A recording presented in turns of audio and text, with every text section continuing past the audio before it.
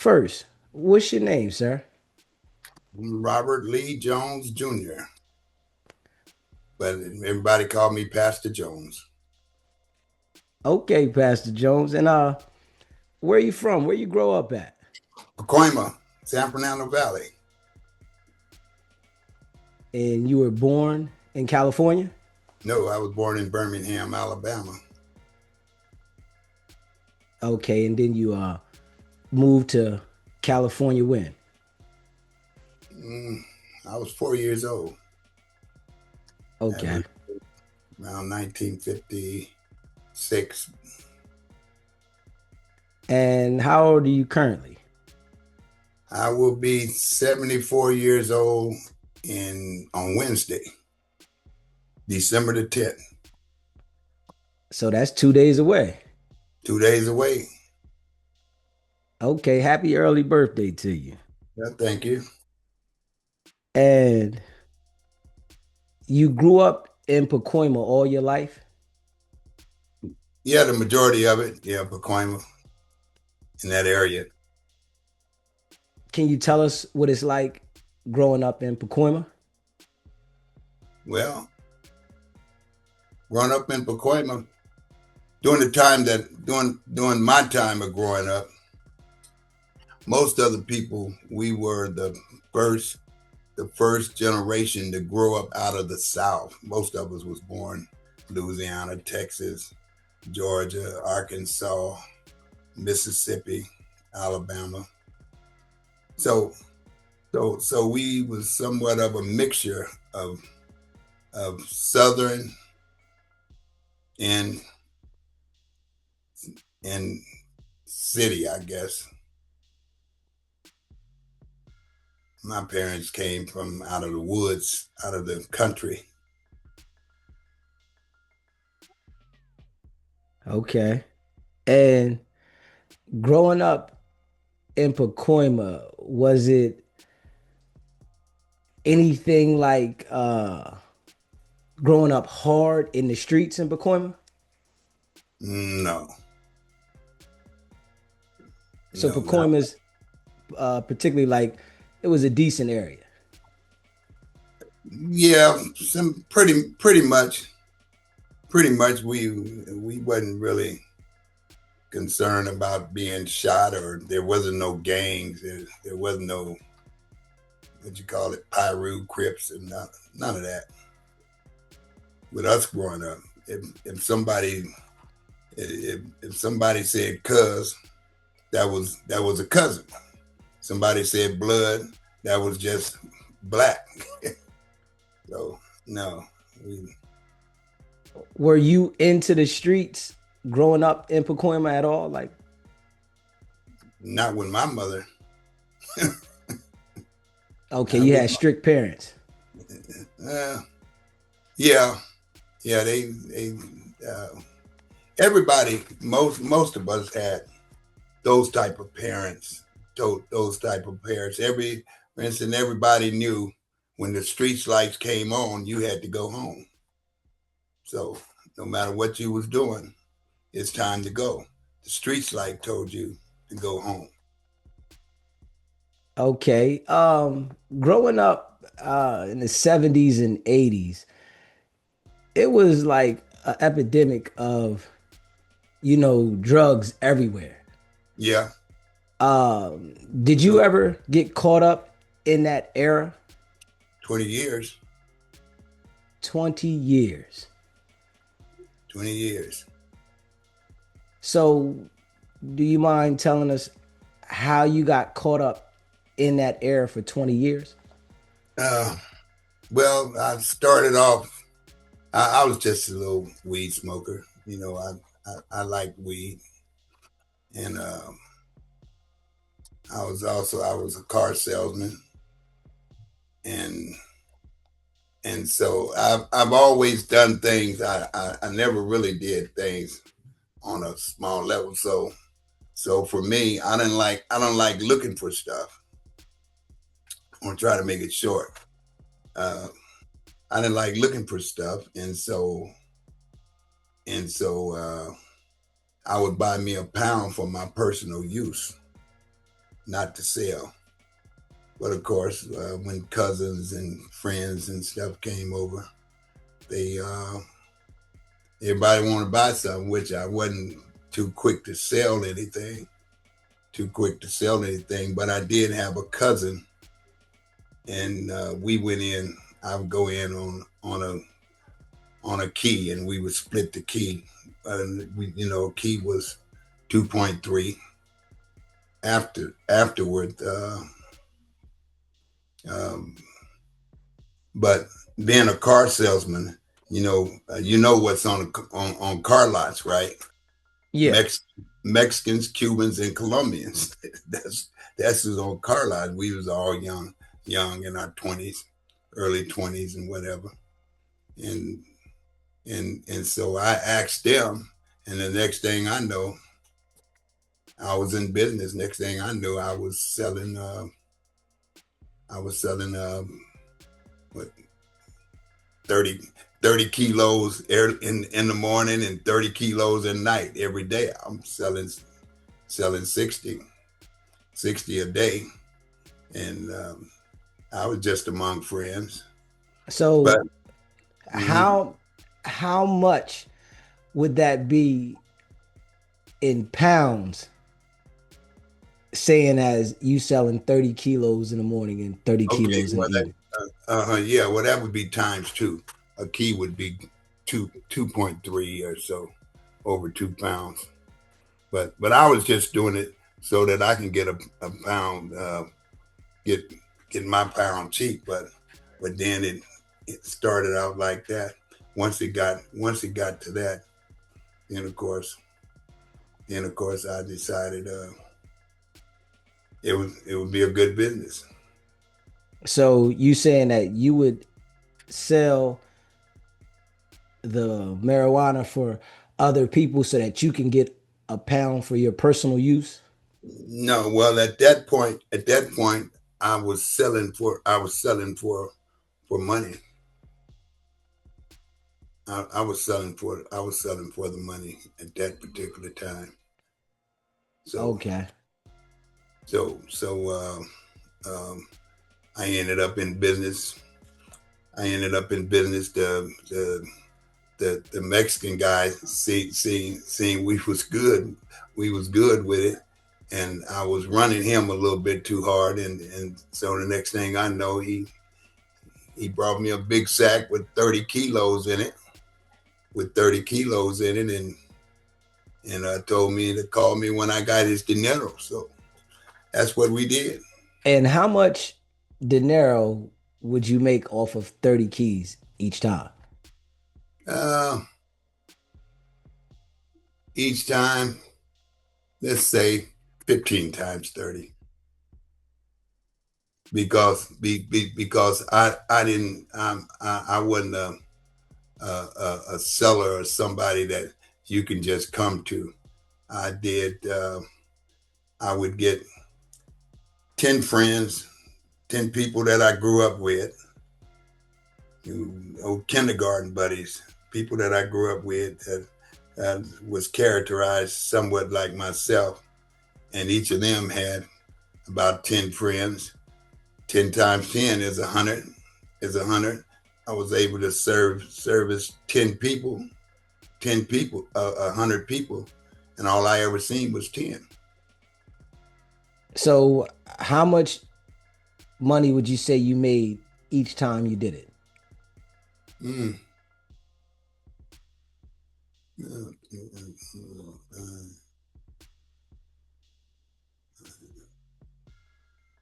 About anywhere between probably about 600, about 650, somewhere around in there. Okay, so you would make $650 in the morning and $650 in the evening. Yeah, Okay. How long did you do that for? I did that till I got in trouble in Louisiana. That was about a year, and they kept trying to get me to switch over to that white powder, and I wasn't too quick with that. I told them we'll do them. Bring me the Malta. Me and the Malta's good business. And so, Okay. yeah, So they tried to get you to start messing with the powder, yeah, and you never got into that. yeah, I did Did you sell or use? both. I Okay. didn't use at first. I didn't use it first, but I did a lot of night running. So what led you to using? Uh, a number of things can lead you to using a lot of things, such as a lot of the environment. But I was dealing with people that had things that was private type of private type of people. Uh, in a higher market, I never sold like 20s. The first time I saw powder cocaine. First time I saw it, they bought me a quarter pound, I think, 4 ounces. And they said, and they wanted to know could would uh to see what I can do with it. Okay. And were you able to handle it? Oh yeah. Okay. Oh yeah, I was able to handle it. And that dealing with those, quarter pounds, is that what led you to Oh no, I indulging can in? oh no, I can deal with any I could do any amount. It didn't matter. It wasn't just that was the first time I saw it. But no, it was no, it wasn't that. I went for quite a while without even touching, not even touching, but eventually it depends on who the person is, you know. It's such as the Bible. When I started trying to figure out, as the Bible say in Psalms 1, blessed is the man that walketh not in the counsel of the ungodly, or sitteth in the seat of the scornful, or standeth in the way of sinners. Well, I was in the midst. Uh, I would tell, I often tell people that you can't have a chicken farm and raise chickens without stepping in chicken mess. You're gonna get something on your feet. That's the reason why the farmers wear those high rubber boots. Okay. So And like, how long was it for you that you sold until you started to use? probably a couple of years, 2 or 3 years. Okay. And you said 20 years involved. So you say 2 or 3 years of selling. So you say about 17 years of using. Yeah, I'd say about 17. I might even say 20. I, when I go back, and it was probably about probably about 20 years.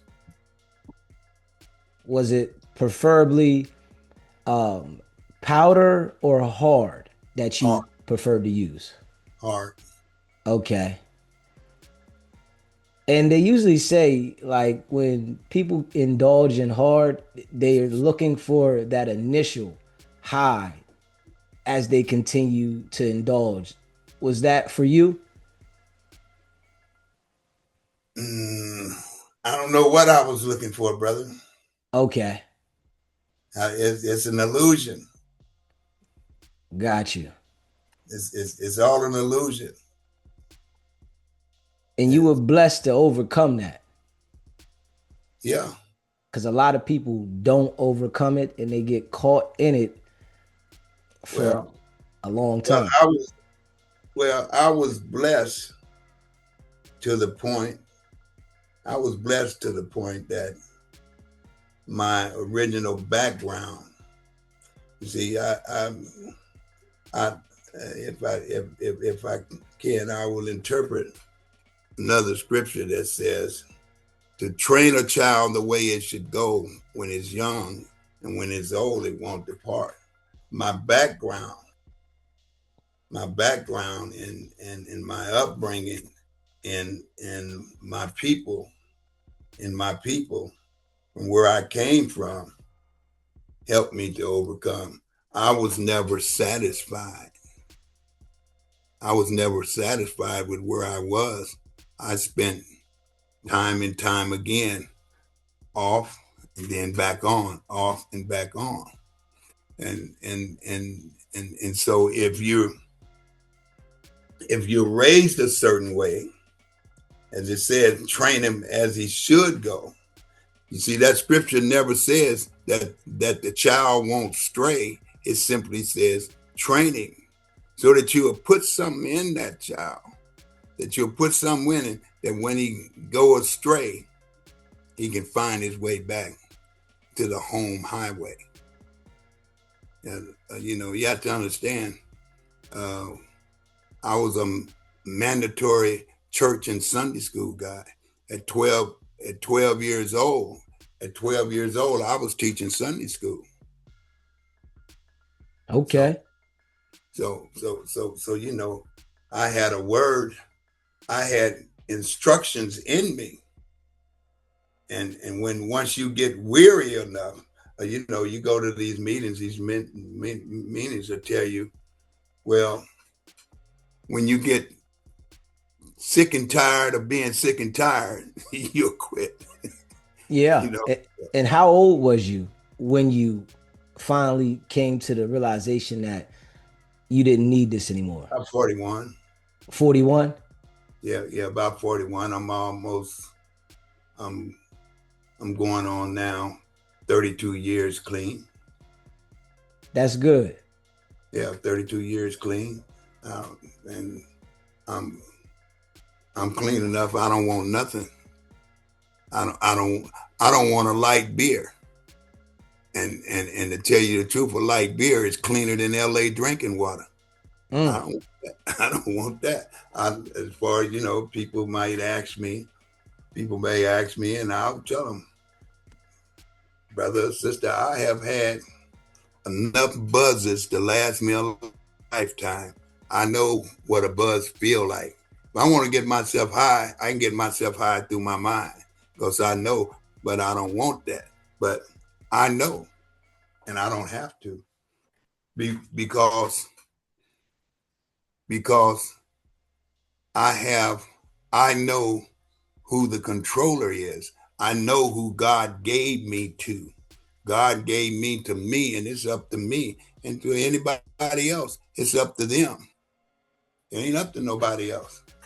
God gave me to me.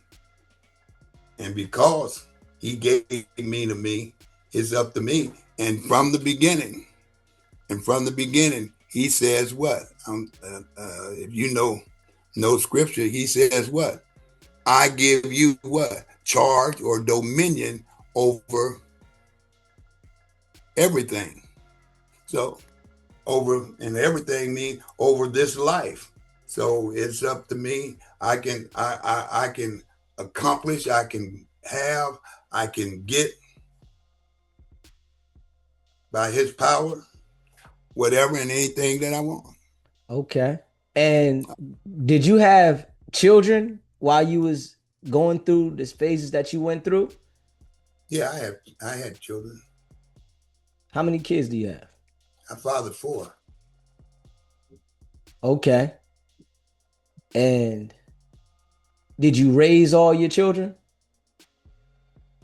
I was always there around them, but no, I can't say I raised them.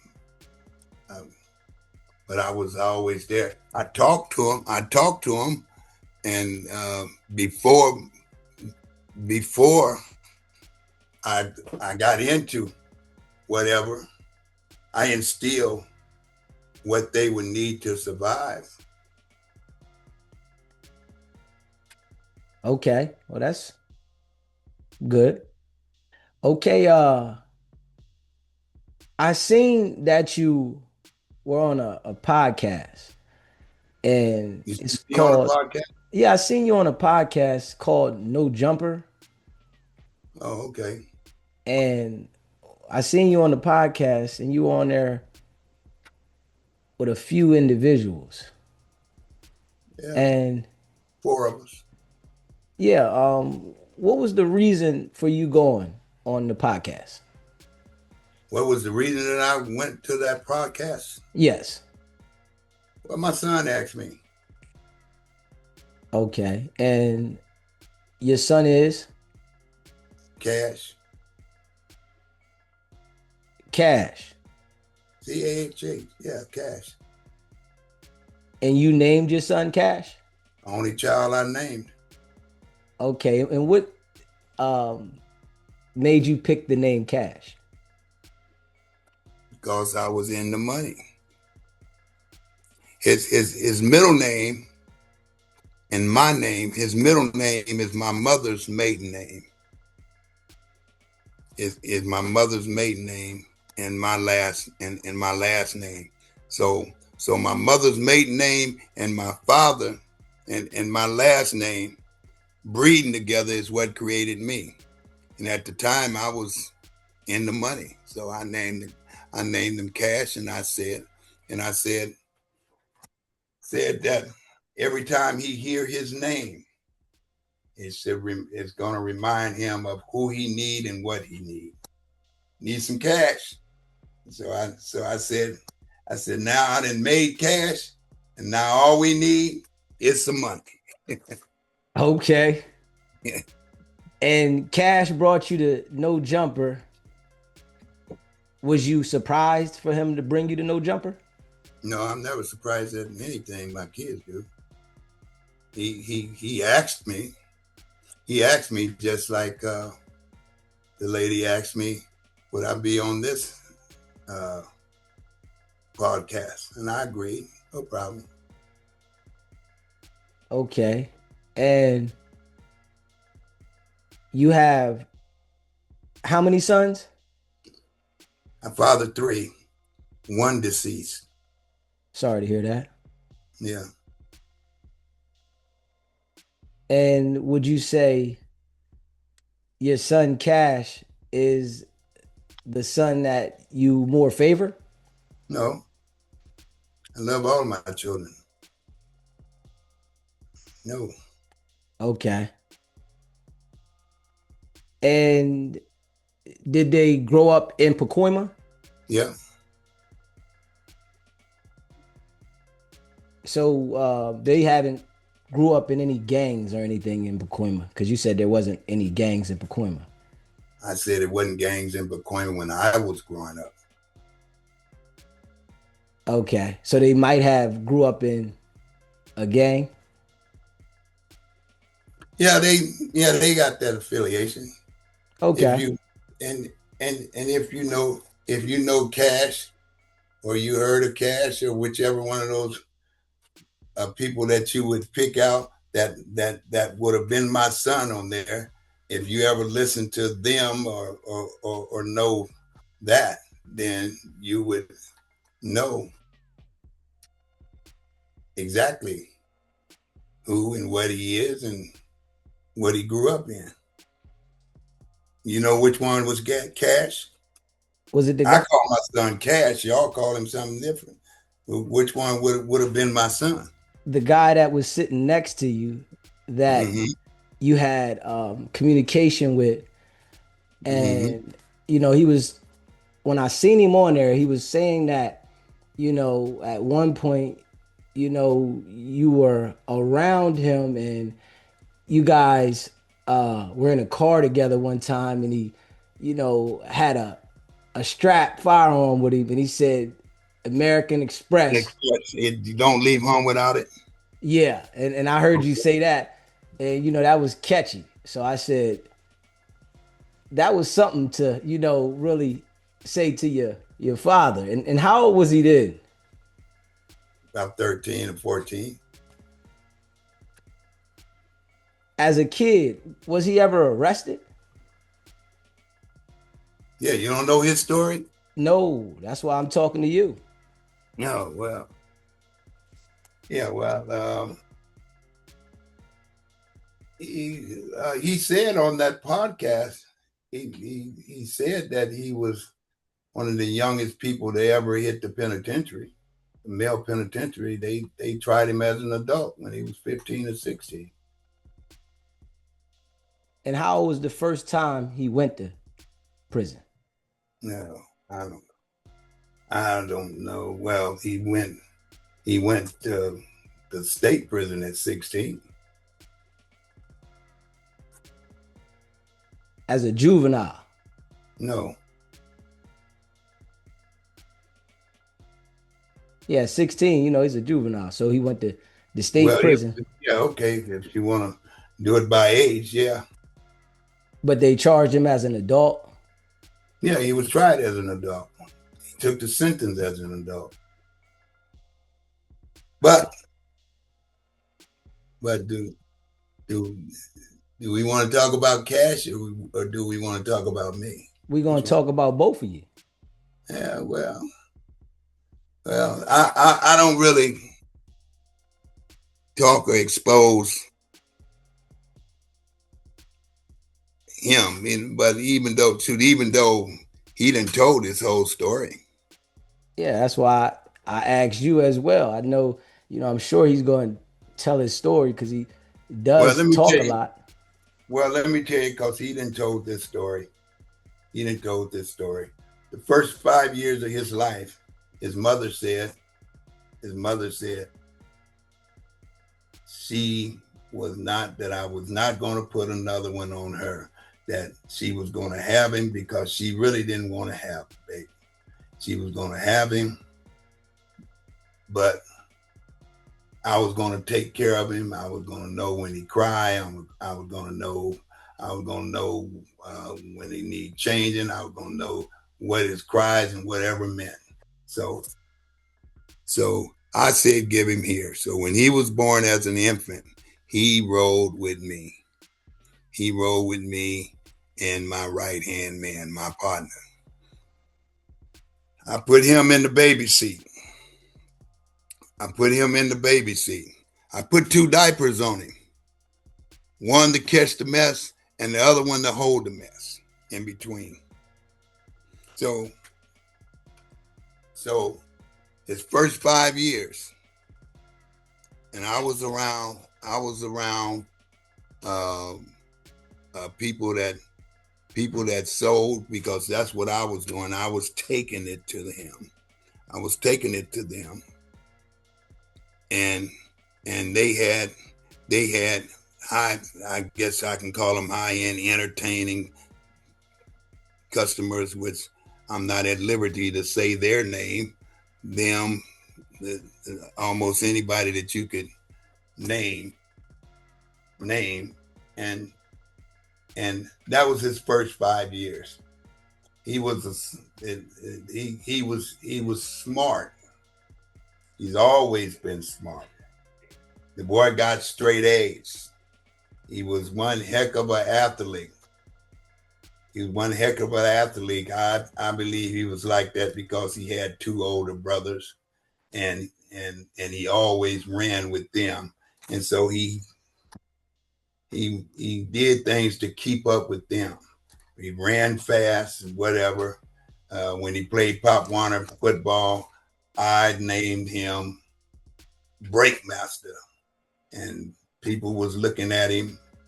Uh, People was looking at him. Scouts and stuff was looking at him. Even when he was young, they was looking at him.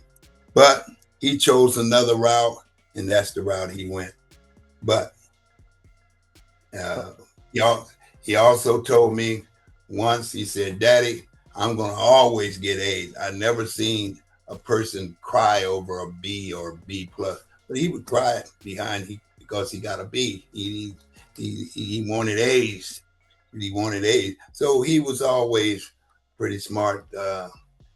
Boy, when he was in the fifth grade, they called us to the school and said, Mr. Jones, we want to send him to junior high, to from because he have already got A's in all of our sixth grade subjects. So he skipped right over. He skipped right over, and he's always been smart, and he's always been smart and intelligent. He I believe he speaks well.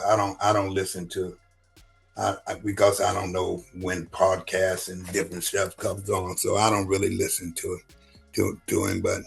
But people, young people are always telling me about him. Some like him, some hate him. That's probably about you know. We don't we I guess we're all right with each other most of the time, but he's probably I don't know. He might be a little upset or something with me because I didn't live up to being the father that I should have. But there's nothing I can do about that now, is it? Correct. Okay. Is there anything else you want to know about Cash? that Um, that's I know you guys know them as what is it, Whack 100? yes. Yeah, that's So you yeah, said that, my baby. That's my youngest son. That's my youngest child, period. okay. You said that, you was there around and you would speak to him, but you didn't raise him. Well, Who I raised him? raised I raised them, but I didn't raise them in the content that I should have raised him. He ain't never had another father but me. His mom ain't never been married to nobody but me. And It was a guy by the name of G Mac. He said that his uncle was the one that raised Cash. well, G Maddie is a liar. Okay.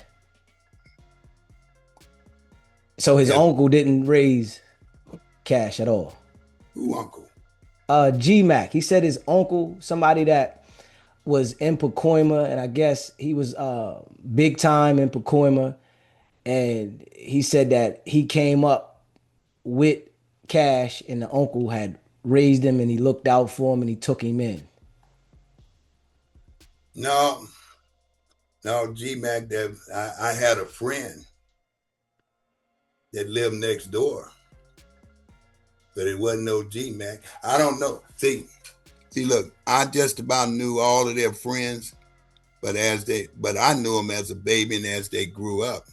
When if one tell me, give me a name like that, they have to give me that. Oh, Pop, you know who G Mac is. G Mac is Leonard so and so, Bill so and so. I don't know G Mac. I Okay. don't know G Mac. I wouldn't know Whack 100 if except for he belonged to me. Okay. And People, as a okay, kid, right? Um, yeah. what was he arrested for? I don't know. I don't know. I was probably in prison when he was arrested. Okay. Because it was stories flying around that he was arrested for firing a BB gun at someone. And I wondered if you knew if that story was true or if it was something else. I don't know. I don't know. I'm not at liberty to give Cash's story. I'm at liberty to give mine, but I can't. I mean, I guess I know probably more of some things or some stuff about him as anybody would know, but I'm not at liberty to tell his story. Number one, I didn't consult him. Say, hey, son, hey, man, look, check this out. I'm gonna be on this broadcast, and if your name comes up, I'm not at liberty to tell this story. That's my son. That's my baby boy. I love him. I love him, and uh, everybody, most people knows his story. Did y'all spend Thanksgiving together? No, not this time. We normally do every year. We normally that's when our family get together. Everybody, that's when we get together. Uh, they they did prepare the dressing and it was good. They Okay. prepared the dressing because that's what they was going to bring. We do potluck, so they prepared the dressing. But he had some business. He had some business. I think he was taking care of Ray J. Got you. Mm-hmm. Do you talk to him and R&B often? No, Okay. Uh when you went to No Jumper, you didn't say too much on No Jumper, and it looked like you really didn't even know why you was there. probably just my blank look, brother. Okay, because you was like, man, I don't even know why I'm here. And then when you had a conversation, uh, he said to you that he was gonna put his hands on you as a child. I said, this is your father. Did you remember that? Yeah, What happened in that situation? Why would he want to put his hands on you? no, he wasn't going to put his hands on me. He was going to protect himself from me doing whatever a father might do. It was just a situation. It was a situation. I told him that I needed to speak to him, and with him, I'm sure he had a lot of anger stored up in him, which was probably rightfully so. But he had that anger.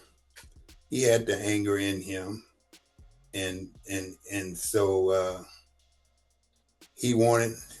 He said, "Tell him he can talk. That I can talk to him right now." Uh, those was his people, and they ain't got no secret. I kept he kind of bagged me up.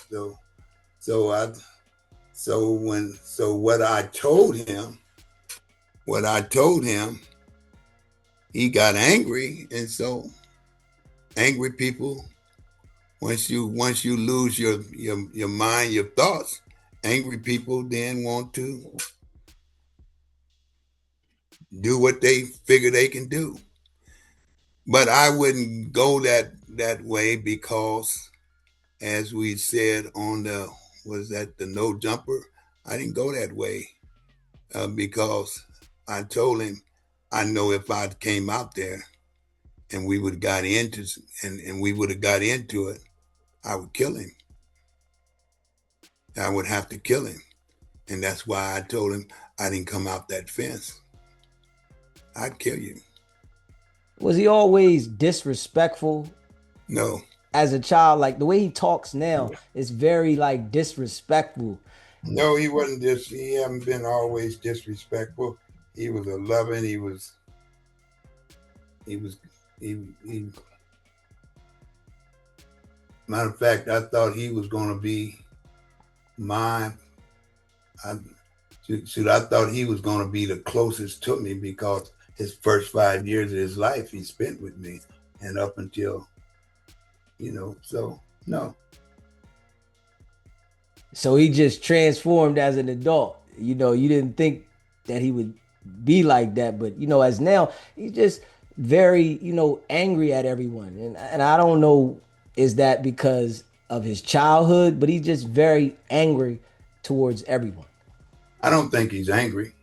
I think shoot, I don't think he's angry. If his persona or whatever calls you in the way that he expresses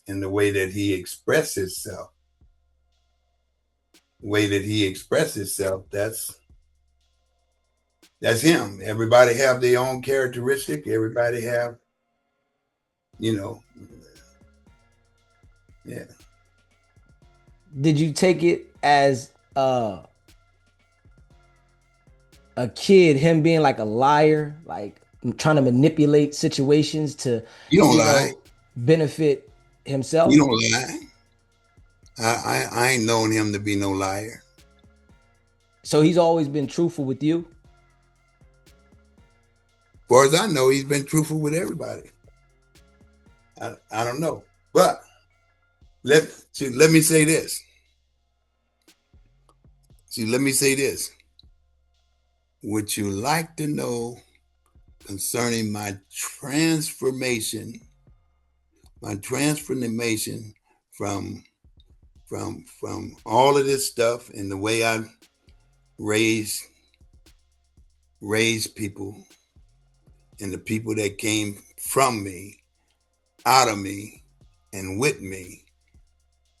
Would you like to know how I ended up from being who and what I was to who I am and what I am now?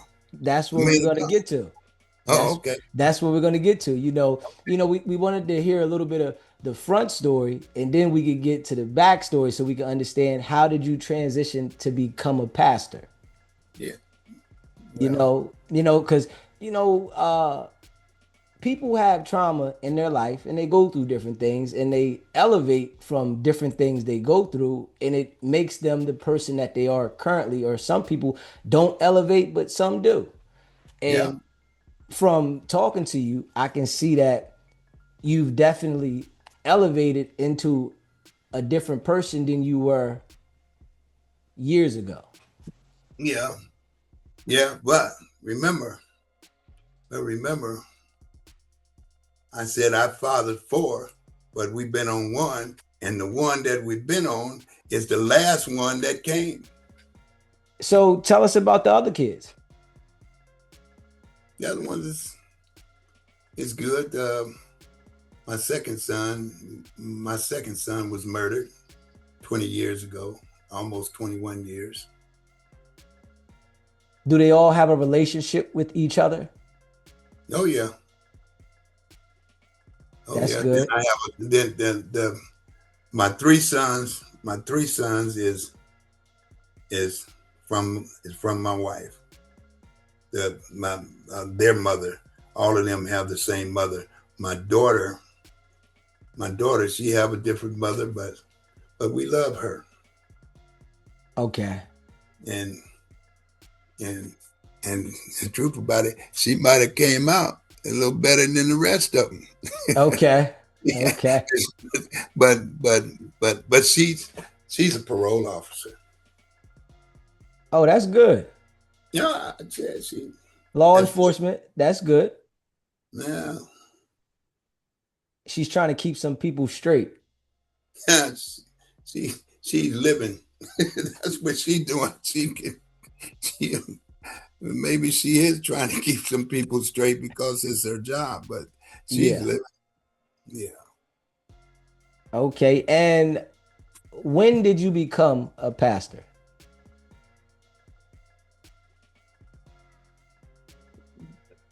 Oh, been pastor now, practicing out, but probably a good 20, 20 or 30, 20 or so something years. Quite a few years. Quite a few years. I used to um, the pastor that ordained me.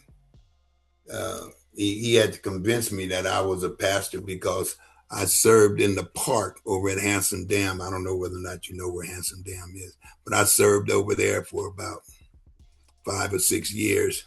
And he told me, I said, because he wanted to ordain me, I told him, I'm not, I don't need to be ordained to do this. He said, you're a pastor. You need to be ordained as a pastor. He told me I was a pastor, and so and he said, you the pastor over in this park because these people don't have no other pastor but you. So I took that. But the truth about the matter is I felt and knew that that calling was on me probably when I was around 6 or 7. Okay. I was I was young, but I felt it. I always knew it. But as I got older, I said as I got older, and when I knew I was called, and I decided finally, because in 1976, Spirit gave me the title of the church, which is Universal Church of God in Action, because I serve a God of the universe,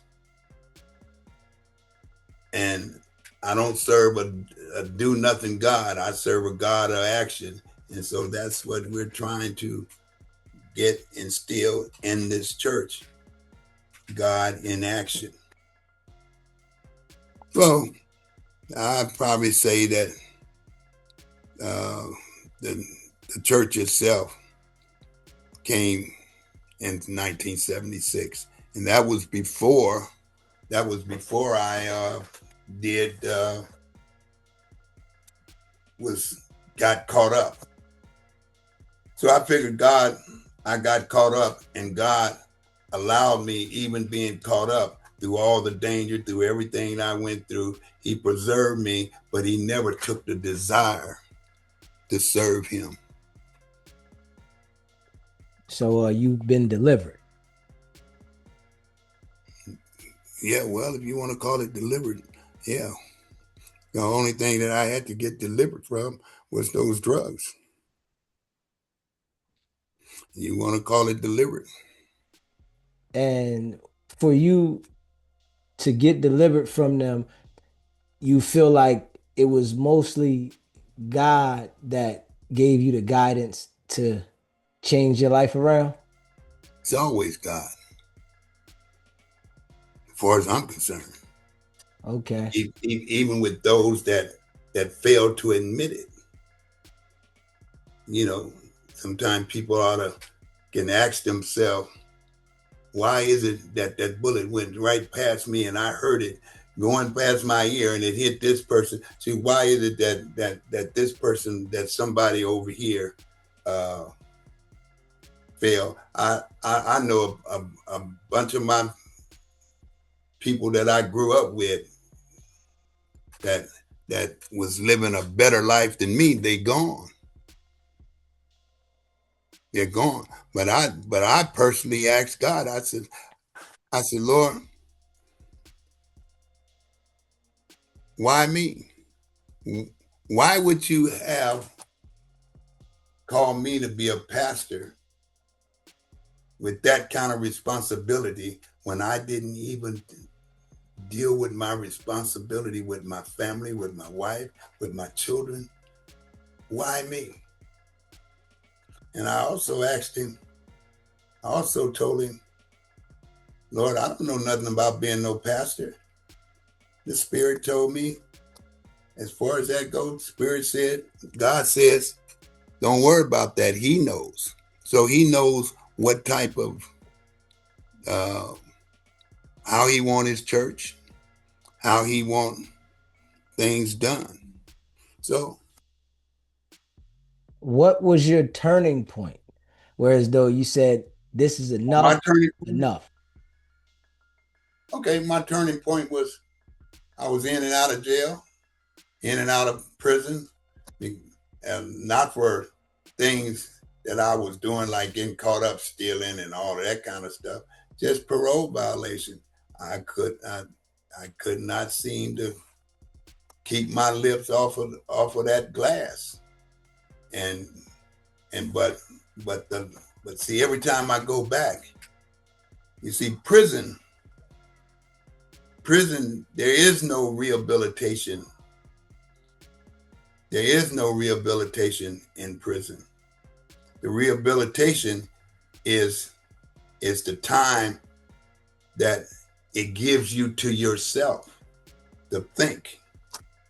Well, like I said, the way I was raised, I had things to help me think. So that last term I did, which I was an N number, narcotic number. I was an N number. So the last term I did, and I kept, every time I went, I did more time, more time, more. Last time I did 14, I think 14 or so months. And I made up my mind that was it. I wasn't gonna, that was it. And that was it. How many times have you been incarcerated? I don't know. I know I know from that one thing it was like took me 7 years to get off that number. The But the last longest, time, yeah, but the last time it was a piece of cake. I can't count how many times I've been incarcerated from. Um, Most of it was county time. the longest time you did in jail was the 14 months. Yep, yep. Was that the hardest? No, that was the easiest. What time was the hardest? All the other times.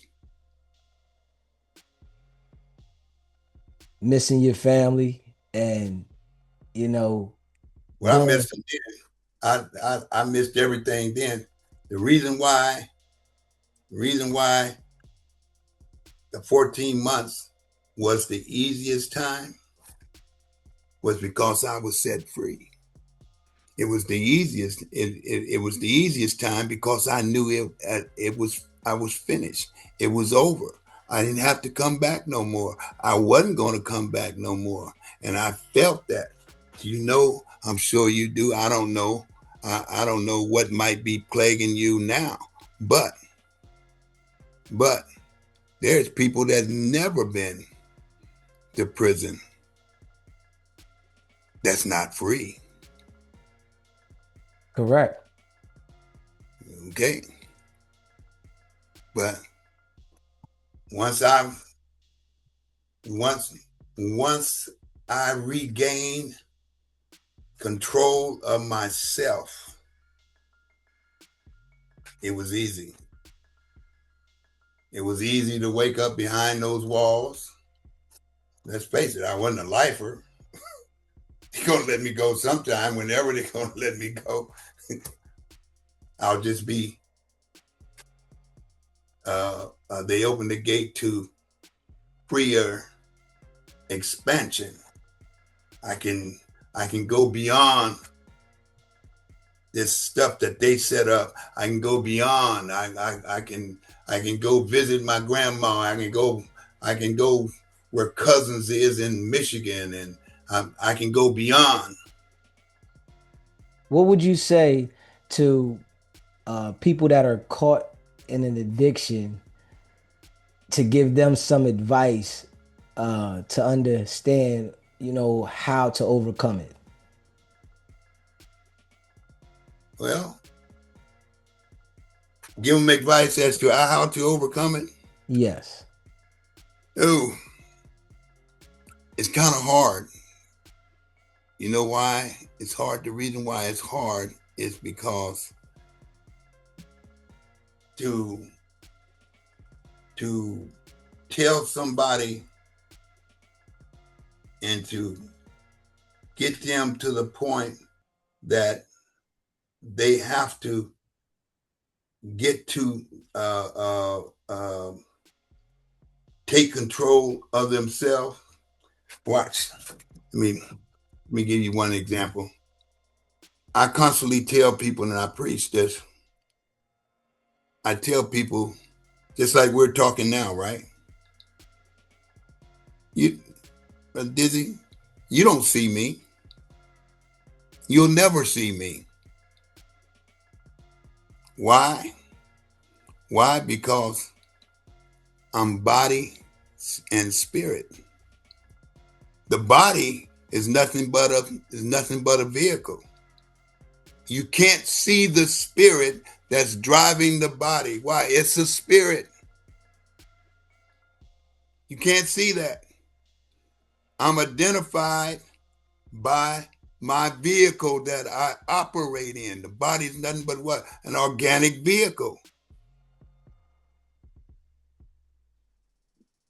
So the inner you, the true you,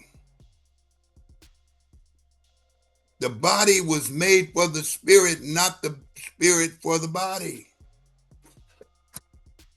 How do you get a person to understand that? And they're caught up. Somebody has to understand that on their own. It's hard to That's teach what I'm somebody. telling you. That's what I did. I understand this. I know who I am. I know what I am. I'm a man. And the man creature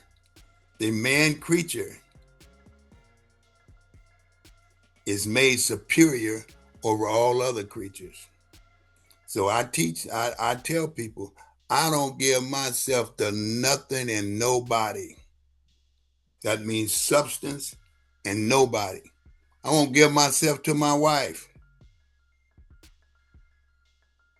How long you and your wife been together? 30 years.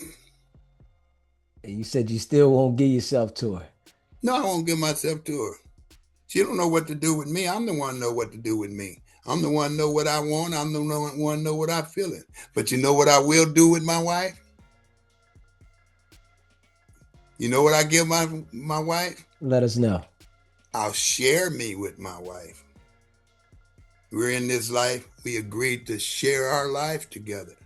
So therefore, I ain't trying to control her. I ain't trying to make her do this. She,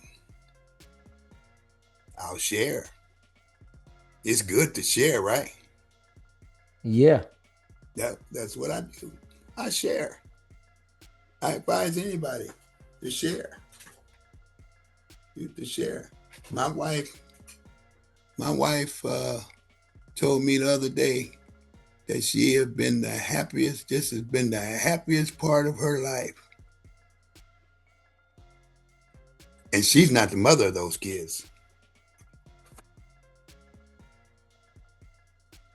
And she's not the mother. No, she got 6 kids of her own. Okay. Hey, Dizzy, I'm going to turn 74. She's 83. Oh, that's good. 83.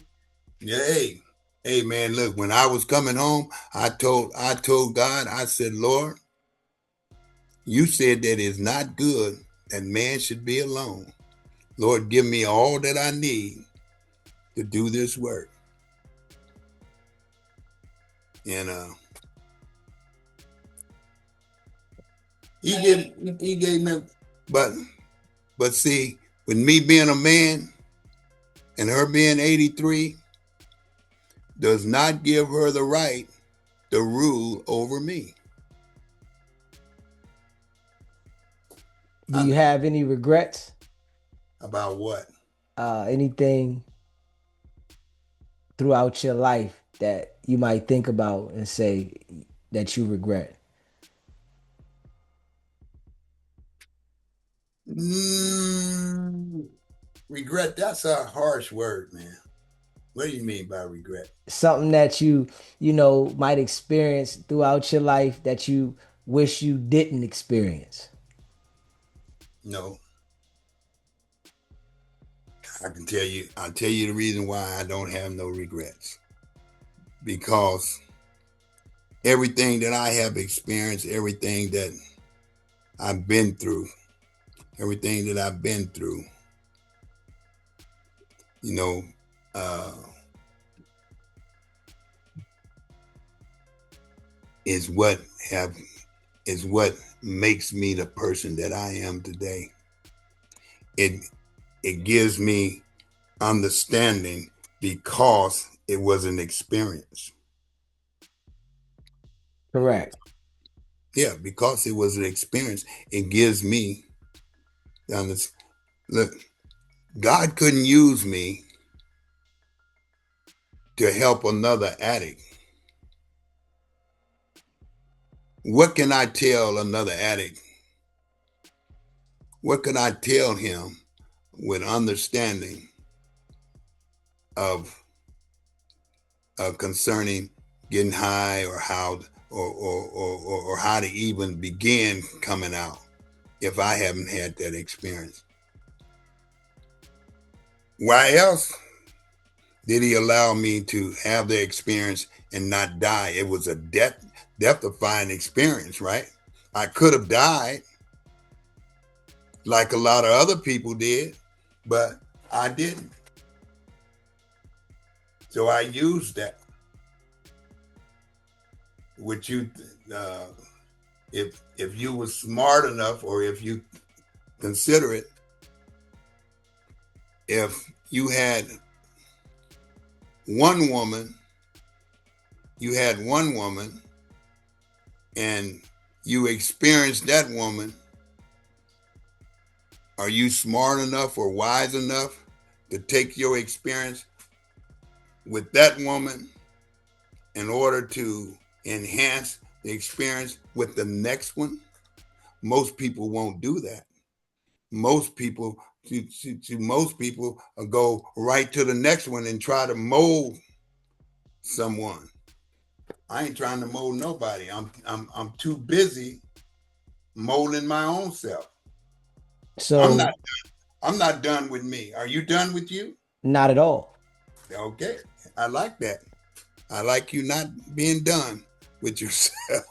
So, the experiences you experienced with your first wife, did it teach you how to, be a better man for your current wife? Yeah, I believe it did. I believe it did, even though I don't do the things. Shoot, my first wife haven't experienced no addictions and stuff like that out of me. This wife didn't. And my first wife, my son's mother, I love that woman to death. I loved her. But let me tell you, when I married her the day after she turned 16. She was going to the 11th grade, and I was 17 years old. And I was going to the 12th grade. And I loved her, and she loved me. But, Brother Dizzy, that's what happens when you give yourself to something outside of yourself. It pulls you away from that which you really care, because it's the first thing it's going to pull you away from is you. And when you get pulled away from you, you're not going to be happy. How long were y'all together? Mm.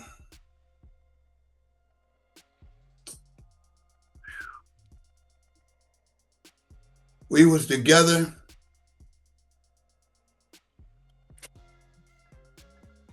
let's say,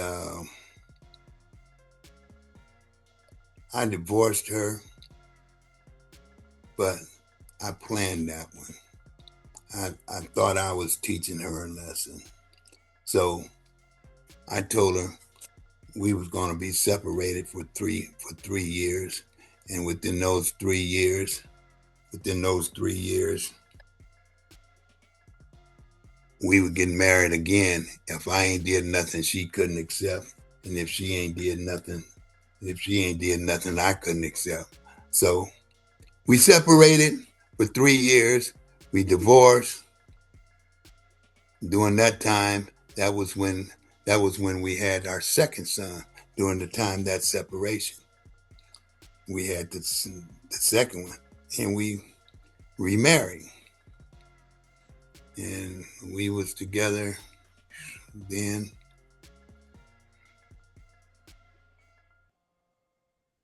about 20 some years then. So we was together all in all. We started. She was in the eighth grade. I was in the ninth grade. So But y'all was in love though. yeah, and we. I can't say that we're not in love today. Do you still speak to her? Sure, go see her once a month at least. But she's in a hospital. She's kind of incapacitated.